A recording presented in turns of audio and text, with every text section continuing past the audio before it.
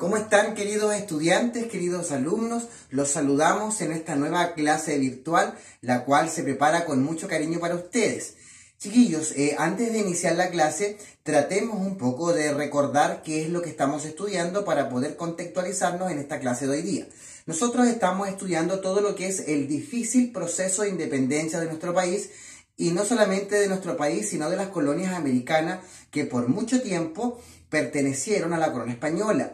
Y este tiempo en el cual Chile y algunos países latinoamericanos y de otras localidades de América, mientras pertenecían a España, fue un periodo largo, fueron casi 300 años, 3 siglos de historia, en donde las colonias americanas pertenecieron al Reino de España, la gran mayoría de las colonias americanas. Entonces,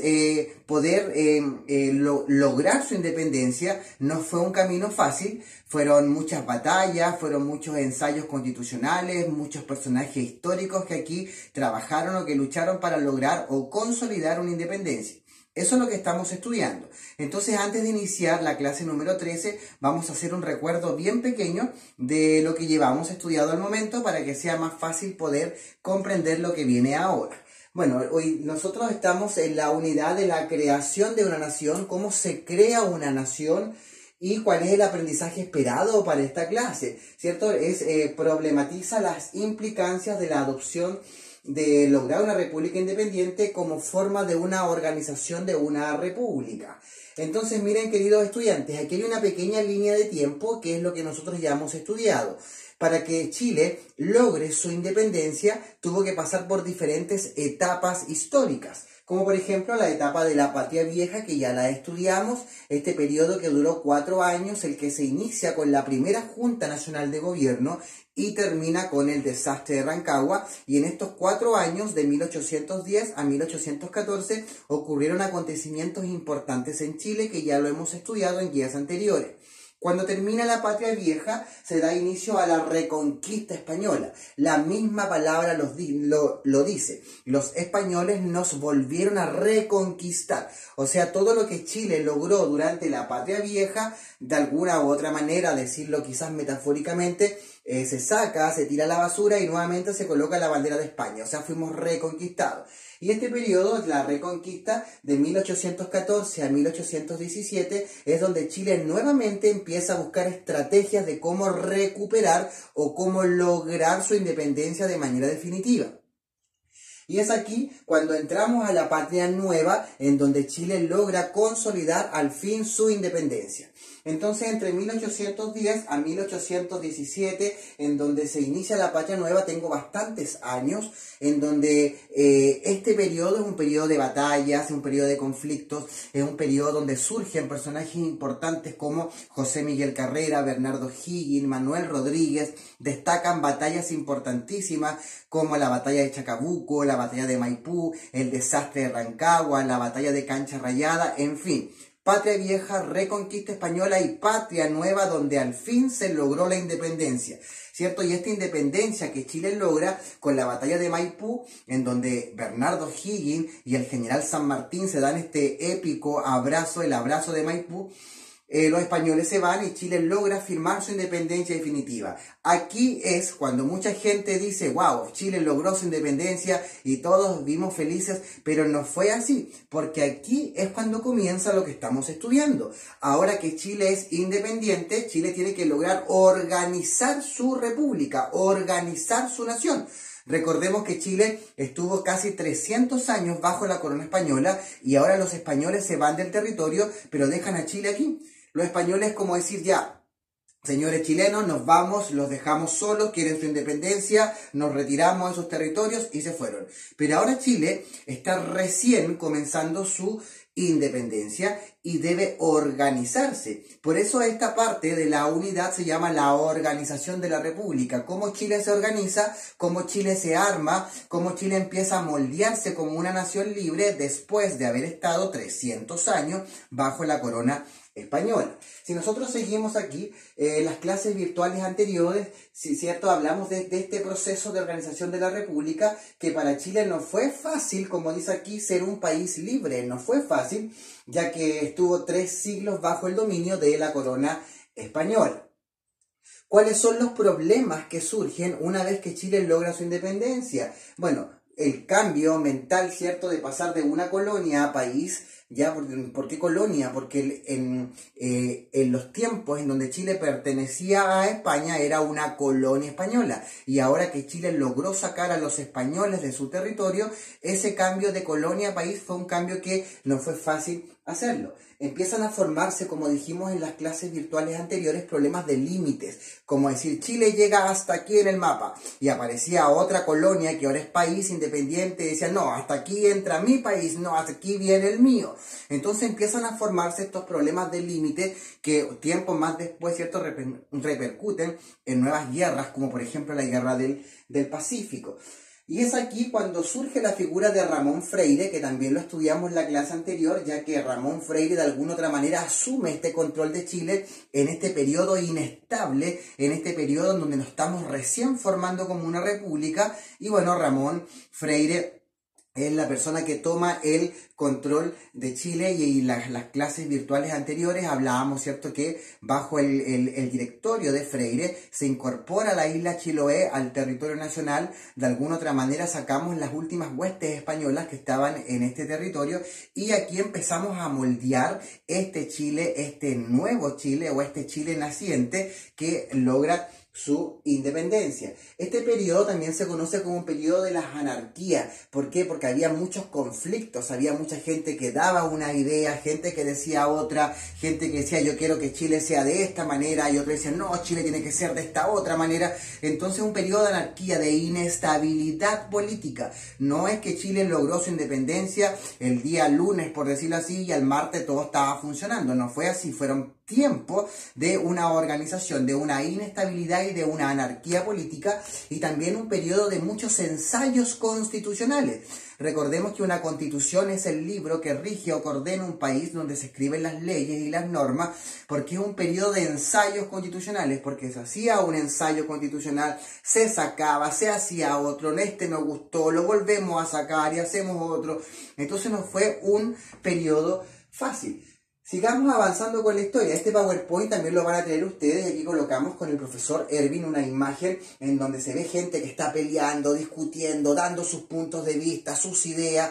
Y justamente esto va de la mano con lo que acabo de mencionar recién. Este periodo de inestabilidad política. Entonces, ¿por qué es un periodo de inestabilidad? Lo acabamos de mencionar, ¿cierto? Por todo lo que costó organizar o armar una nación. ¿Qué vamos a aprender en esta guía número 13 que le vamos a enviar hoy día? Bueno, aprenderemos sobre uno de los periodos más importantes en Chile, que es el periodo conservador, que fueron 30 años aproximados entre 1829 a 1860. ¿Y qué pasó en Chile durante estos 30 años? Aquí les quiero contar un poquito la historia. Cuando Chile logra independizarse y se empieza a organizar como república, surgen dos partidos políticos importantes y completamente diferentes, como el agua y el aceite. Estaba por un lado el partido de los liberales y por otro lado estaba el partido de los conservadores, y partidos completamente antagónicos en ideas y en conceptos. Hoy en día, el año 2020, podemos quizás ver las noticias y podemos ver que tenemos muchos partidos políticos y muchos representantes de partidos políticos, pero en este periodo que estamos comenzando a armar Chile se forman dos partidos políticos importantes: el partido de los liberales y el partido de los conservadores. Y en este periodo de la organización de la República, ahora viene un problema. ¿Cuál de los dos partidos políticos va a ser el que va a tomar el control de Chile? ¿Va a ser el partido liberal o va a ser el partido conservador? Lamentablemente, aquí entramos a un nuevo conflicto, a una guerra civil. ¿Qué es una guerra civil? Una guerra civil es cuando se enfrentan gentes o personas de un mismo país o de una misma localidad, hermanos de una misma nación, por ideas distintas. Y esta guerra civil que se forma en Chile, ¿cierto?, lleva a este conflicto a los liberales y a los conservadores. ¿Y cuál es la idea o la razón por la cual se inicia el conflicto? Para ver cuál de los dos toma el control de Chile.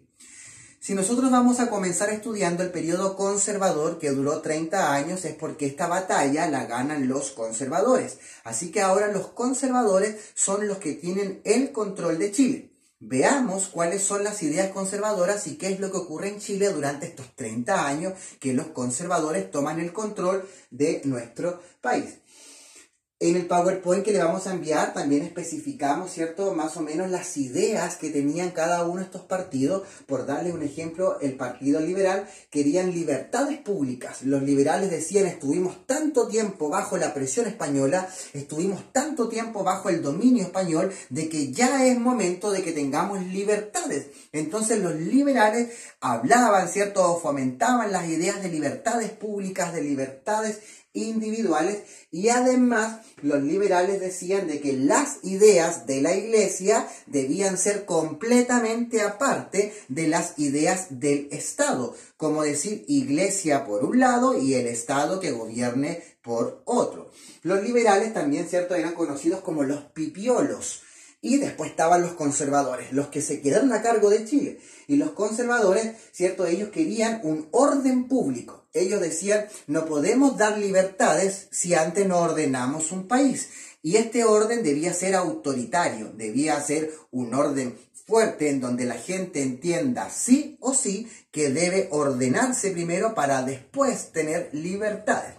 Y los conservadores tenían este pensamiento de que ojalá que todas las leyes que salgan del Estado vayan siempre de la mano con la Iglesia. Entonces eran dos grupos políticos completamente distintos, y aquí entran en este conflicto que la historia lo denomina como la batalla del Lircay, y esta batalla del Lircay es donde se enfrentan conservadores, liberales, y los conservadores terminan teniendo el control de Chile. Sigamos analizando. Entonces, en la batalla del Lircay, en abril de 1830, es cuando los conservadores asumen o toman el control del país. ¿Cuáles son algunas características de los gobiernos conservadores? Ya mencionamos algunas, pero reforcémoslo aquí. Características generales: son gobiernos altamente centralizados, es como que tiene una mesa central, por decirlo así, y de ese lugar centralizado es donde se emanan o se dictan las órdenes para el resto del territorio. También dicen que son gobiernos autoritarios. Al decir gobiernos autoritarios, quiere decir de que es un gobierno fuerte, es un gobierno que coloca los puntos en la I, es un gobierno que no le va a temblar la mano para dar las órdenes o para poder calmar o indicar o ordenar básicamente a un territorio nacional. Y también, ¿cierto?, son gobiernos militarizados en donde las Fuerzas Armadas aquí toman un rol importante. Son las restricciones a las libertades individuales. Los conservadores decían, si queremos dar libertad a la gente, está bien, démosle libertad, pero primero tenemos que ordenar un país. Primero ordenamos un país y después damos libertades. Y los conservadores, ¿cierto?, también manejaban un poco el tema de las elecciones, y se le dio mucho protagonismo, mucho poder a la figura del presidente de la República. Entonces, queridos estudiantes, quiero que usted vaya pensando esto en su cabeza. Chile, para lograr su independencia, pasó por 3 etapas. La patria vieja, la reconquista, la patria nueva. Cuando logró su independencia, entramos a este periodo de anarquía, de inestabilidad política, en donde surgen 2 partidos políticos, conservadores y liberales, con ideas completamente distintas. Surge la figura de Ramón Freire, quien toma el control de Chile. Después, los conservadores y los liberales entran en una guerra civil, la batalla del Lircay, en donde ganan los conservadores y empiezan a ordenar a Chile según las ideas que estamos comentando. Aquí hicimos un breve resumen de lo que llevamos al momento. Bueno, y una de las ideas, como yo dije, principal de los conservadores era ojalá unir la Iglesia con el Estado, que las leyes que dicten, ¿cierto?, no escapen de las normas religiosas o de los principios religiosos. Eso, queridos estudiantes, hoy día, año 2020, también lo vemos en la televisión, no sé, cuando el Congreso, los legisladores están debatiendo leyes, como por ejemplo cuando se debatió la ley de aborto bajo 3 causales, era común ver en las noticias grupos religiosos, ¿cierto?, que se oponían a esto. ¿Por qué toqué este ejemplo? Para que más o menos usted entienda de qué se trata. Los conservadores hablaban de que ojalá las ideas políticas vayan de la mano con la Iglesia. Y hoy en día podemos ver que estos debates aún se dan cuando se discuten distintos tipos de leyes. ¿Por qué paré un poquito aquí? Porque en la guía que le vamos a enviar con el profesor Erwin hay una pregunta que dice que si usted está de acuerdo con que las leyes vayan de la mano con la Iglesia. Y si usted coloca sí, la fundamenta el porqué, y si coloca no también. Va a ser interesante leer sus comentarios en relación a esto. Voy a leer textual. Una de las características del periodo conservador fue unir las ideas o las opiniones de la Iglesia con el Estado y además unificar la religión católica como la única oficial en Chile. Esto no quiere decir que no se permitían otras religiones, sí se permitían, pero la oficial en Chile, según los conservadores, debía ser la religión católica. Incluso algunos cementerios estaban destinados para enterrar a sus familiares y debían ser católicos, de lo contrario había que pedir un permiso especial o había que hacer cierto papeleo para poder dar sagrada sepultura a personas que no profesaban la religión católica. Entonces más o menos este fue el panorama de Chile que se fue armando una vez que logra su independencia. Aquí vamos a hablar de 3 presidentes importantes que en algún momento vamos a mencionar algo de sus gestiones y estos presidentes se conocen también como los decenios presidenciales porque cada uno de los presidentes que yo voy a nombrar ahora estuvo 10 años en el poder y si fueron 3, fueron 30 años, entonces el periodo conservador duró ¿cuánto? 30 años. Mire, aquí destaca el presidente José Joaquín Prieto de 1831 a 1841, el presidente Manuel Bulnes de 1841 a 1851 y el presidente Manuel Montt de 1851 a 1861 aproximadamente. Estos 3 presidentes autoritarios, presidentes conservadores, cada uno realizó gestiones distintas que la vamos a estudiar un poquitito más adelante. Pero aquí quiero que usted entienda otro concepto. Si es que va a dar la PSU o alguna prueba estandarizada, cuando hablemos de los decenios presidenciales, nos referimos a que un presidente estuvo 10 años en el poder y hace mención a los gobiernos conservadores con los presidentes que acabamos de mencionar. Dentro del periodo conservador también surge una figura importantísima que la historia incluso habla de él como que era la persona que llevaba el control de Chile. Él nunca fue presidente de la República, fue ministro de Estado. Nos referimos a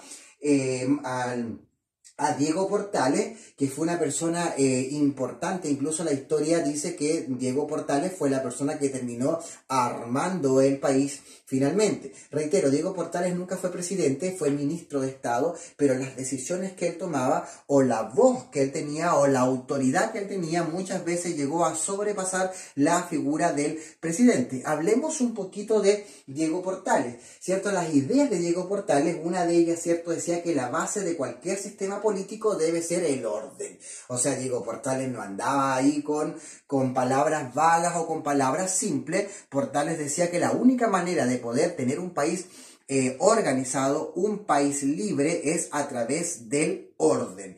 Entonces, Diego Portales basaba sus ideas políticas en ordenar a un país y después darle libertades. Justamente era lo que hablábamos, las ideas conservadoras. También Portales nos comenta, ¿cierto?, una sociedad como la chilena en la que había un pequeño grupo de dirigentes y grandes masas de población, pocas instruidas, o sea, muchas de estas grandes masas de población y personas analfabetas que no sabían leer, no habían ido al colegio, no estaban aún preparadas para un gobierno democrático. Portales decía, tengo muchas personas incultas, poco instruidas, que no están preparadas para tener un gobierno democrático. Primero ordenemos a esta gente, quizás démosle educación y después de eso podemos hablar de libertades. Entonces Portales en su cabeza unía la idea de orden, la idea de instruir a la población antes de darle libertades. Y además, ¿cierto?, la autoridad, según Portales, debía ser sobria, con vocación de servicio público y sin ánimo, ¿cierto?, de perjudicar al Estado. Una figura fuerte, una figura importante dentro de este periodo. Y una de sus frases que aquí la quiero citar, ¿cierto?, voy a tratar de hacerlo con el ímpetu de Portales. ¿Para qué carajo sirven las constituciones y los papeles si son incapaces de poner remedio a un mal que se sabe que existe? Y ese mal, que ya se sabía que existe, era justamente mucha gente poco instruida, gente que reclamaba libertades, gente que no se regía bajo ningún orden, bajo ninguna constitución. Entonces Diego Portales fue una figura importante, trascendental dentro del periodo conservador. No llegó a ser presidente, pero ministro de Estado. A ver, ¿qué cosas importantes ocurren en estos 30 años? Se crea la Constitución de 1833, que es una de las constituciones más importantes que ha tenido Chile, más duraderas también que ha tenido Chile, Entre paréntesis, la Constitución, voy a volver a repetir, ¿qué es una Constitución? Es el libro donde se escriben las normas, los principios, los derechos, los deberes, un libro que ordena un país. Entonces, los conservadores, si proponen un país ordenado, un país que se rija por el orden, por la rectitud, entonces debo tener una Constitución que ordene el país. ¿Se han puesto a pensar, queridos estudiantes, qué pasaría si un país no tiene constitución, si un país no tiene leyes? Si un país no tiene leyes, la gente haría lo que quiere, por lo tanto habría un desorden. Por eso las constituciones de alguna u otra manera nos ordenan, porque nos normalizan la vida y nos dicen qué es lo que podemos y qué es lo que no podemos hacer. Entonces los conservadores crean la Constitución de 1833, una de las más importantes constituciones de Chile, una constitución larguísima que duró mucho tiempo, y si los conservadores hablaban de orden, esta constitución tenía que tener puntos claros en donde fomente el orden. También, ¿cierto?, se empieza a formar este conflicto con la Confederación Perú-Bolivia, que más adelante repercutió en la Guerra del Pacífico. Aquí empieza la génesis, el inicio del problema, y el fuerte Bulnes, ¿cierto?, que está en la parte austral, para incorporar este territorio también al territorio nacional. Se crea la Universidad de Chile. Si queremos un país instruido, un país culto, entonces fomentemos colegios, fomentemos escuelas y fomentemos universidad, fomentemos bibliotecas. La colonización alemana en el sur de Chile. Aquí hay harta historia que los invito ahí a averiguar. En el sur de Chile había muchos sectores que estaban despoblados, llenos de árboles, de maleza. Entonces, para poblar esto, se trae gente desde fuera, gente de Alemania principalmente y de otros sectores también, quienes empiezan a poblar sobre todo el sur de Chile. Por eso aquí en la parte de Valdivia, en la parte de Puerto Varas, en la parte de Ensenada, en la parte de Puerto Octay, tengo mucha influencia alemana que justamente está dentro de este periodo conservador, que traen gente desde fuera para poblar estos sectores. Y miren qué importante, la fundación de Puerto Montt, de nuestra ciudad. Eso quiere decir que Puerto Montt se fundó una vez que Chile logra su independencia, una vez que logra pasar la etapa de anarquía, la etapa de organización, y Chile, dentro del periodo conservador, es donde se funda nuestra ciudad Puerto Montt, ¿cierto?, bajo la gestión de Vicente Pérez Rosal. Aquí veamos un poquitito, desmenucemos un poco qué cosas estaban haciendo los presidentes. José Joaquín Prieto, ¿cierto?, el que promulga la Constitución de 1833, Manuel Bulnes inicia la ocupación de Magallanes y la colonización alemana de Valdivia y Yanquihue. Miren, la colonización de Magallanes justamente con el fuerte Bulnes.